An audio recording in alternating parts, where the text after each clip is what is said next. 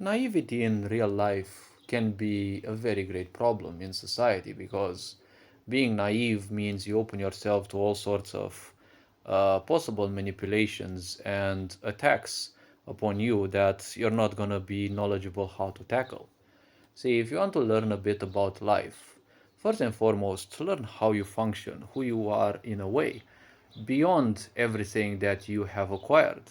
See, ask yourself who you were and what you were before society, religion, school, family, everything, adults around you, neighbors, even your peer friends told you who you are, right? Because they didn't tell you who you are or what you are. God damn, don't even know who they are themselves, right? But they do have expectations of you to be in a certain way, right? And let's take some three pillars of one's existence. You've got religion, you've got your work, and you've got, let's say, school. Each of these teaches you certain values and certain principles, certain ideals, morals especially, and they kind of have one thing in common, that they want you to be subservient to a certain extent. Maybe religion doesn't want you to be fully subservient, but when you look at school, well, if you misbehave, you're gonna be punished, right? So if you're a beta character in the story of your life, or aka you're not the driver, you're just a passenger in your own car, well, you're perfect, right? You're a perfect candidate. Now, obviously, school is teaching you more or less to be subservient, or at least be stupid idiot and don't question anything, while your corporate job, or most of the jobs, kind of want you to be even better than that, right? They simply carry on from that level of schooling, and well, they kind of expect you to be stupid, just do your things, and always be paid the least amount, even if you do more work than the others. Because ultimately, not only are you expected to be subservient, but when it comes to your work, if you even dare help your co-workers, well, no good deed remains unpunished. A Romanian quote, because you're paid there not for how much you work, you're paid there for how much you stay there, right? If you are surrounded by some idiot coworkers, they get paid the same, right? If they work extra hours, they also get extra money. But if you work and do their job as well, no one's gonna come and say, hey, look, take a bit of their salary as well because you worked extra. No, nobody cares. They don't give a damn about you. God damn, bro, we live in a very cute world. And when it comes to religion to a certain extent, kind of all religions are being used in different ways, right? Because when you look at them, each of their texts want you to be not necessarily subservient, but they want you to believe in those texts. Now, what is a belief? See, a belief is the most powerful thing in a way, but also it is the most feeble thing, depending on how aware someone is. A belief means accepting something without a necessity for proof, right? All the religious books, the Abrahamic ones, and any other religion books, writings, and the such that existed, none of them actually show you any proof that the so called people presented there actually existed. You don't have any proof that Jesus existed, yet people simply, uh, some people would even die for him. Let's not talk about the Islam world, who so many people would gladly die for their, important personalities. And let's not forget the other third religion, the Hebrew one, who would gladly kill everyone because, well, if you're not their own, the only divine thing they can do to you is kill you. But, the simple problem is each of these three are based mainly on belief. Yes? What were the most important things that Jesus said? Well, I'm sure he wasn't the only one who said those, because obviously he's not the only one. But he ended up being called as very, very important nonetheless. But he said, I am. These are the most important words in the whole world. Don't look at me in a crazy way or bewildered, because those actually are the most important words you'll ever say. Irrespective of language, when you say I am, what comes afterwards is either your curse or, well, it is gonna be your blessing.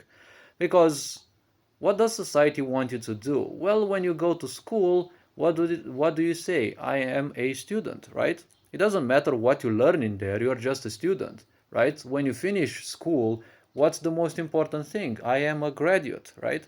It doesn't say you're a winner or something because you won, actually, right? You spent several years in a fucking school, more like a fucking prison, and you wasted so much of your life doing other people's work and nothing specifically for you, and then you ended up wondering why the fuck have you actually spent so much time learning all sorts of things and idiocies from adults, some of them probably even, like, let's not say moron, like more primitive minded than you, but well, you were a youngling then, so you couldn't be too elevated mentally and spiritually, right? But you were taught by some people who were probably even morons, like, they were less capable spiritually and even mentally, and especially emotionally, they were less capable than you. And then you ask yourself a few questions. It's like, when's the last time you actually, used trigonometry in your life, right? Meanwhile, people at, age 60 still pondering, like, when the fuck did I actually use trigonometry the last time? I asked some of the friends of mine who finished recently school, and I asked them, when's the last time you actually used trigonometry in your life? And they asked me, what the fuck is trigonometry? And like, okay, good. So at least you didn't learn it. Well, at least you have less to forget. It's like I did a lot of it, and I thankfully forgot most of it, if not all of it. And it's like, when's the last time you actually, used the literature you learned in school? Yeah, sure, it is important to know some of your country's literature, your culture's literature, and probably some universal a bit as well. But, you're kind of taught all that literature not because of its importance, but because of a stupid adult ideology or idea that one day someone will come to you, probably from a TV show or something, and will ask you some questions and you're not gonna be able to answer. It's like, fuck it, I'm not interested in the such. There's already thousands upon millions of, like, billions of morons in the world. It's like, what matters if I'm an extra one? Like, society wants me an idiot anyway, so maybe if I'm an idiot as well, maybe they're gonna give me a diploma, because, they gave me all these diplomas for finishing hundreds of, you know, contests. Like, I've done religion contests, two of them, big ones. I've done English contests, many of those, even national ones. I've done several of things. I've won numerous, like, even chess diplomas. And what do I get? Like, I get some cartons that aren't even good to wipe my butt after I take a shit, because they're glowy in a way. Or what do you call them? They're not paper, they're that slippery carton, so you can't even wipe your butt with those. And this is what one can say about the modern school. And now they're teaching also much more nonsense in schools, and you're starting to wonder, why is it that you're even living in this society, right? So, being very naive in this society, naivety also stems a bit from religion, because, in a way, not religion itself, but people make use of it in such a way that they end up, especially due to abandonment issues that are very prevalent in society, but I don't see too many leaders talking about this. God damn, God forbid they do. And especially in the more populated parts of the planet, like Asia, for example, who's giving birth and has the most natality and the highest birth rates of the whole world, and they're more like giving birth to more monsters than to actual literal children who will grow and bloom into better possibilities of life. Because when you give birth to children in a sick society, well, that's not a good idea. That's not going to be a healthier society, right? So now, when you think about it, well, naivety is kind of used by a lot of people, right? Because when you have abandonment issues, you're gonna think for at least a bit that maybe someone else will actually like you, right? A lot of people ended up thinking, like, maybe God likes me, but who are you to think that a stupid book written by someone who you don't even know actually favors you? Because if God would specifically favor you, god damn, wouldn't that be a boring job? Like, you have to attend to 8.6 fucking billion people at the same time without discrimination. God damn, that's a lot of work, right? And all of those people actually would have expectations of you. Let's say minus a few gurus in the world and some people who are wise enough not to. But, well, if you reduce 1% from 8.6 billions, well, it's still gonna be nothing, because, if you got a big shit and you remove its tip, you still got a big shit, right? So, well, I was talking about society, yes. And You've got 8.6 billion people, and they predict that by the year, I don't know what the fuck it is, 2050 or I don't know, 2030, I think. You know how they're inflating their numbers. They say we're gonna be 9.5. God damn, we're gonna be so many in this world. And when you have so many people in this world, it's not going to be a cute thing, right? Because imagine how strained God will be, right? And then you have a lot of people naive enough to think that, what is it? Is it God or is it Allah? Is God damn, it's the only same creation. It doesn't matter what names you give. Every society will give different names because they speak different languages, but ultimately they're speaking about the same creation.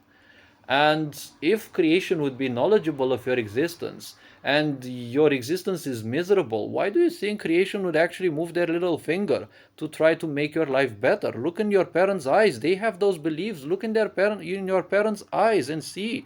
They are miserably still believing that God will change their life. Their grandparents did think the same. Their parents thought the same. And look at all of them. Do you think God changed their life? Nope. Do you think God will change your life? Most likely not.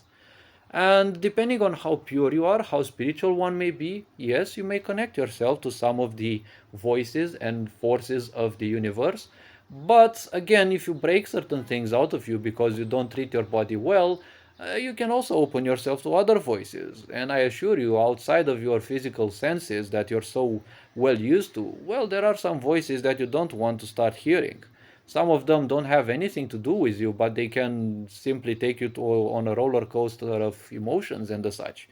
They don't have anything to do with you, but if you open yourself to them, well, they're gonna ride you in a very rough way, right? And don't think it's gonna be sexual. No, no, it's not gonna be sexual.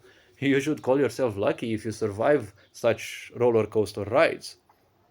Now, a lot of people think from a naive standpoint, and they think that if other people around you think the same way and embrace the same religion, it creates this false sense of, security. But what security do you have in an ignorant society where no one cares about no one else, right? Shall we forget or shall we remind this, let's say, the greatest example of naivety in human history, right? In the Muslim world, when Baghdad fell to the Mongols, it is said through historic facts that around 1 million Arabs were killed in there. God damn, that's a whole huge number. Back in those times, 1 million people. Still, obviously, you call Baghdad, and well, back in the times, obviously, it was a very great city with a lot of wisdom in it. Unfortunately, most of it, if not all of it, lost because of the destruction of it by the Mongols. But, the ruler of Baghdad thought that, he has the same religion as the other Arab nations. And, everyone will stand for him if, they follow the same religion. It was a horrible mistake to think that the others would instantly join them, especially in those times when, transportation was very hard. Right nowadays, it's kind of hard to pick on a country because if any other country joins it, well, there's super fast vehicles and the such that can join in the fray pretty quickly. There's also stealth vehicles that you don't want to mess with, right? Someone presses a button, someone's gonna cry. Well, if anything actually remains out of them in the first place. So that is unfortunately such a case, right? Even with Christians. With Christianity, it's a lot harder because in Christianity, you're not taught to fight, but unfortunately, due to incursions of the Khazars and their idea and ideology to always mingle with the other society and infiltrate their societies and cause harm from within, Christianity has been turned against itself and its teachings have been perverted in a way. Because Jesus never told you never said turn the other cheek around when you're hit. The context itself refers to a simple aspect, which says if a loving person harms you or hits you, show them the other cheek and they will love you if they truly care for you. Because if you turn your cheek in the face of, I don't know, someone who truly hates you, they're gonna smash your skull, right? So you simply can't jump into reading the Quran or the Bible and just through a simple reading you say, okay, I know everything that there can be. Because there are a lot deeper implications, and a lot of people unfortunately pick on these books I'm not gonna bother with reading them because ultimately there are way too many things and way too many other aspects, and you have to read through lower levels, you have to understand the cultures. Yes, I'm an Orthodox Christian because, well, that's my root, but it doesn't mean that I'm going to invest too much in religions because my mind can easily live without them. I don't need to call creation in any way, shape, or form. I don't need to be silly like the Muslims to say I'm gonna die for my God. Why would I want to die for my God? Why not live for my God? The more you live, the more enemies you can slay if they want to fight, right? And a lot of people think that Christianity is weak because, of all these teachings which are more peaceful. And when you look in history, the Islam kind of won a lot of battles against Christianity, but it was a lot against the Orthodox Christianity, which was far more based on peace. But when you look at how things go, typically that which is peaceful will prevail throughout times if it is not fully wiped out. Nowadays, Hinduism and Orthodoxy are way more better seen because they are beliefs that simply survived the harshest things. These two paid the hugest price because they had way too many spiritual people but not too many warriors, right?